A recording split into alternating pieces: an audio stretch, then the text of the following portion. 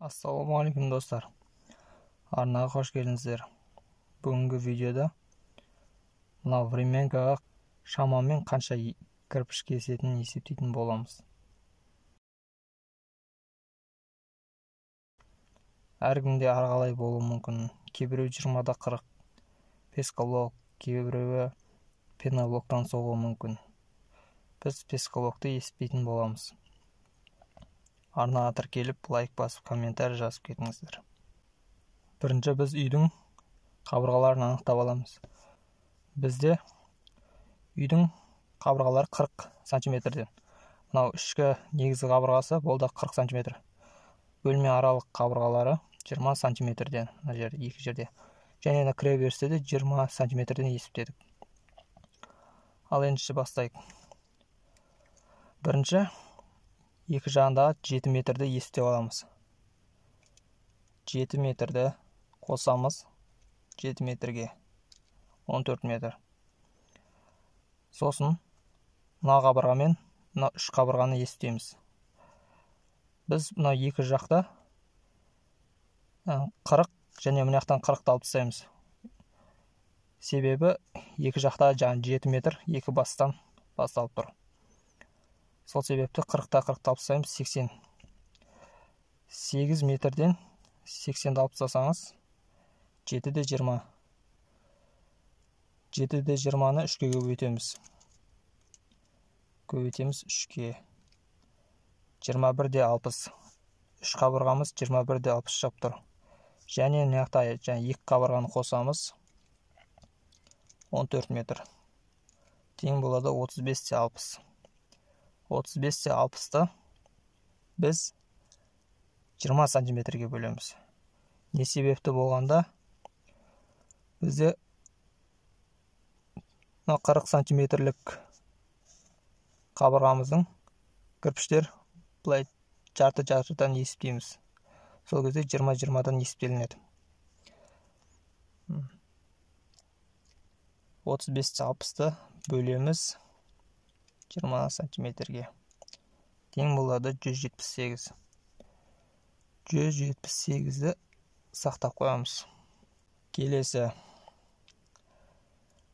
Үйдің қабырғасы шамамен 2-де 80 деп аламыз. 2-де 80-ді бөлеміз 20 сантиметрге. Кірпіштің биіктігі 20 сантиметр. Тең болады 14. Сонда 14 қатар кірпіш кетеді.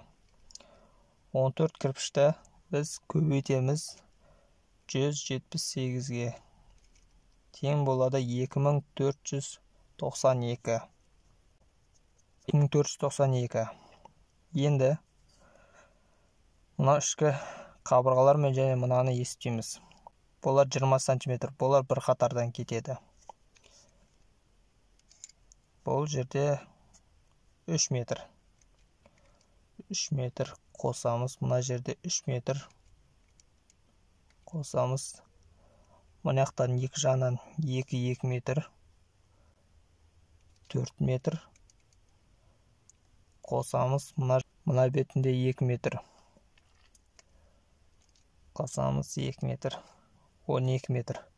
12 метрді енді біз бөлеміз 40 сантиметрге. 30 кірпіш. Бір қатарға 30 кірпіш кетеді. Оны көбейтеміз бағанағы 14 сантиметрге. 420.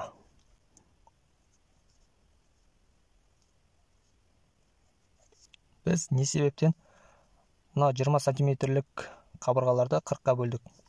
Өйткені бұл жерде кірпіштердің орналасуы ұзынан орналасады 40 сантиметрден. Сол үшін 40-қа бөлінеді. Ал мына жерде қабырға 40 сантиметр болған жағдайда 20-дан. Өйткені кірпіштер көлденеңінен, бірінші қатар кірпіштер көлденеңінен орналасады. Ал мына жерде ұзынан орналасқаннан кейін 40 сантиметрден есептелінеді. Ал енді общий біздің кірпішіміз 2492-ні 2-ге қосамыз 420-ны. Тең 2912. 2912. Бұл жерде бізде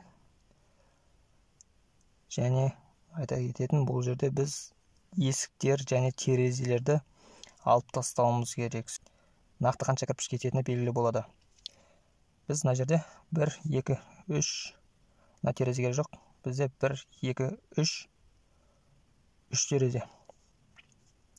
3 терезе. Терезені 1,20 деп есептейік шамамен. 1,20-ны бөлеміз 20-ға тең 6 кірпіш. Оны көбейтеміз. 1,20, 6 қатар 6, 36 кірпіш. Бір терезеден 36 кірпіш алып тастаймыз. 3 терезе ма? 36-ны көбейтеміз. 3-ге тең 108. Және есіктерді алып тастаймыз. Есіктер 2-де 90 деп есептейік. Биіктігі 2 және ені 90. 2 метрде 10 қатар кірпіш кетеді. 90-ды бөлеміз 20-ға. 4,5 кірпіш. 4,5-ды көбейтеміз 10-ға. Тең болады 45.